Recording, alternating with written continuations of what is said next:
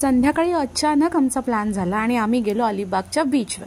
अलिबागच्या बीचवर संध्याकाळी इतकी सुंदर वाटत होती आणि ना तिथे अलिबाग फेस्टिवलचा लास्ट डे होता। मग आम्ही पण गेलो अलिबाग फेस्टिवलमध्ये। आत गेल्या गेल्या आम्हाला ना त्यांनी दिल्या छोट्या छोट्या डायरी, तिथे वाटत होते म्हणजे ते। आणि तिथून आत गेल्यानंतर इथे आम्ही विकत घेतला हा सोलरवाला कंदील, ज्याच्यामध्ये खूप साऱ्या लाईट्स आहेत। मी तुम्हाला पुढच्या एखाद्या व्हिडिओत दाखवेन, खूप छान आहे।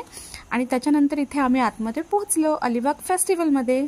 बरं, गंमत अशी झाली, त्या दिवशी होता नेमका सोमवार आणि तिथे ना खूप जास्त नॉनव्हेज खाण्याचे ऑप्शन होते। मग जास्त काय आम्ही खाऊ शकत नव्हतो।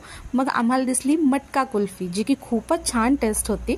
या तुम्ही पण खायला। आता झाली तसं काहीच नाही, असं म्हणता म्हणता अचानक ना आम्हाला खूप महत्त्वाचं असं बघायला मिळालं, ते म्हणजे शिवकालीन शस्त्रास्त्रांचा संग्रह। आणि ही आपली संस्कृती जपण्याचा त्यांनी एक प्रयत्न केलाय आणि हा त्यांचा खाजगी संग्रह देखील आहे।